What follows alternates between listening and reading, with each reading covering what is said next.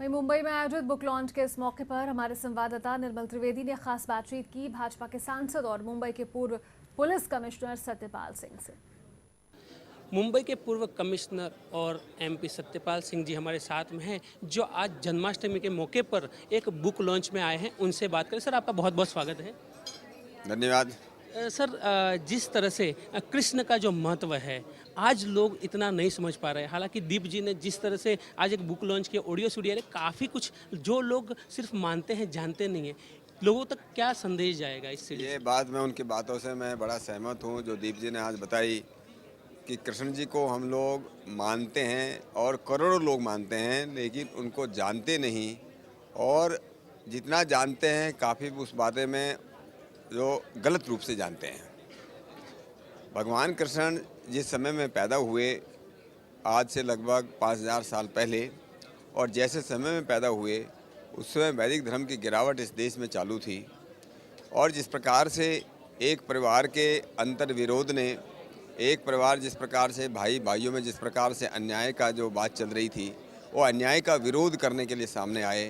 और उनका सबसे बड़ा संदेश ये है, जैसे वो कहते हैं कि मैं जब जब धर्म की हानि होती है, धर्म की ग्लानि होती है, मैं बार बार अवतार लेता हूँ। उनका कहना इसका मतलब यही है, जब न्याय की प्रतिष्ठा गिरती है, धर्म की प्रतिष्ठा गिरती है, अन्याय का बोलबाला होता है, उस समय कृष्ण जैसे महापुरुष इस देश को, इस समाज को चाहिए। उनका सबसे बड़ा संदेश यही है कि जहाँ भी हमको अच्छे विचार नज़र आएँ, अच्छे लोग नज़र आएँ, अच्छी संस्थाएं नज़र आएँ, उनकी हम रक्षा करें, उनका संरक्षण करें, उनको हम बढ़ावा दें। और जहाँ भी गंदे लोग हैं, मक्कार लोग हैं, बदमाश लोग हैं, संस्थाएं हैं, उनका हम विरोध करें, अन्याय का विरोध करें, अपराध का विरोध करें, आतंक का विरोध करें। अगर ये जीवन मूल्य हम भगवान कृष्ण से आज कृष्ण जन्माष्टमी के ऊपर सीखेंगे, निश्चित रूप से हमारा समाज अच्छा बनेगा और ये देश चहुमुखी प्रगति करेगा। जी बिल्कुल सर, मैं आपसे पूछना चाहूँगा कि आप पूर्व कमिश्नर रह चुके हैं और यहाँ की जो कहते हैं कि गुनाह साफ करने के लिए कभी कभी हिंसक भी होना पड़ता है। भगवान कृष्ण को भी ये करना पड़ता था। आप कितना पर्सनली मानते हैं कृष्ण भगवान को? आपके लिए क्या महत्व रखता है?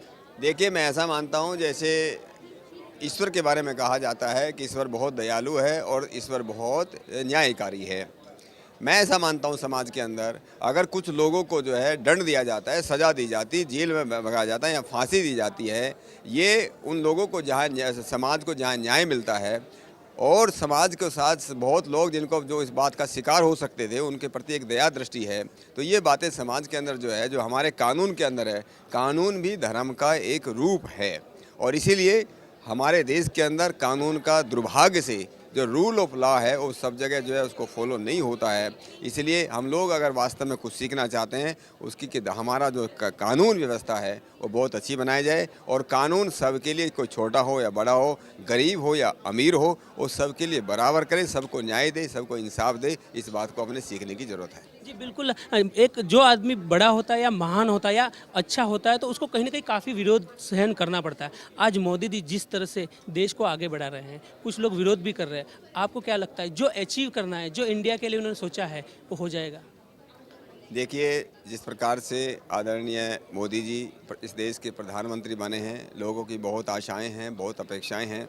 और जिस प्रकार से पिछले 60 वर्षों के अंदर कुछ समय का आप देखें, इस देश में संस्कृति की गिरावट आई है, इस देश की सभ्यता को बहुत नुकसान हुआ है, और इस देश में जिनको हम जीवन मूल्य बोलते हैं उनमें गिरावट आई है। इस देश में जो देश का भी वीरता में, ईमानदारी में, विद्वता में दुनिया का सिरमौर माना जाता था, वहाँ पर स्कैम आफ्टर स्कैम, घोटाले आफ्टर घोटाले जो इस देश के अंदर आए हैं, उससे देश की साख गिरी है।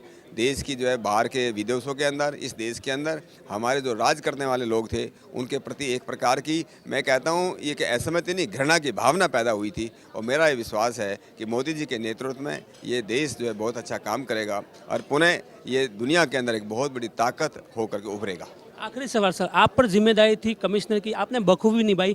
उस समय पे जीरो टॉलरेट इधर यहाँ पे हिंसा हो गई थी। अगर जिम्मेदारी केंद्र में मिलती है, आप निभाना चाहेंगे? देखिए, मैं तो एक सेवा का व्रत लेकर के इस क्षेत्र में आगे आया हूँ।